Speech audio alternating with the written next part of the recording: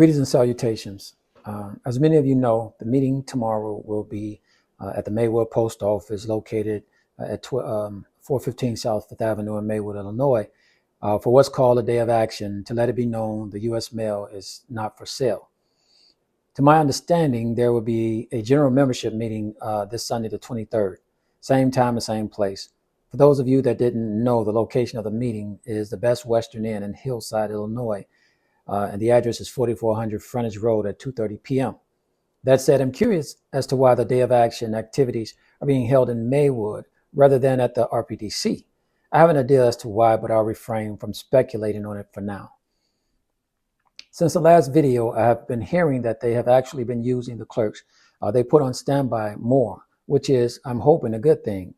Nevertheless, in my opinion, this local under the current administration has fallen short on protecting the rights and jobs of its members. I'm speaking in this instance on behalf of our brothers and sisters in the clerk craft. It seems every day there are contract violations that, if grieved daily, can aid in the fight to protect our members from excessing, but they are allowed to go unnoticed and underreported. I've heard from a lot of our members that they are reluctant to file grievances or submit statements because they don't believe their representatives have their best interests at heart. I know that there are a few that actually do care and are doing the best they can in a situation where the local president seems to be sabotaging their efforts and actually working on behalf of management. When you get to a point where local representatives are reluctant to show you the grievances they filed on your behalf or supposed to have filed on your behalf, or grievances disappear or are completely neglected, there is a fundamental disconnect between those representatives and the members that needs to be corrected as soon as possible, if not sooner. The truth is, as members standing together, you have the power within this local to determine the type of representation you receive by your vote. How many of you knew what the constitutional job description and duties were for the people you elected to office? I would venture to guess not many of you, because if you knew, I would like to think that things would have not gotten this bad in this local.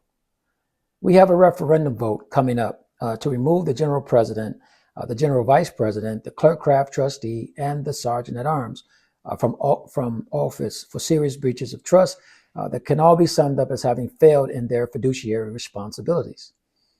Although I sympathize with the sergeant at arms, in order for this local to function correctly, all officers have a responsibility to report all malfeasances to membership and all monies collected on behalf of the local to the treasurer.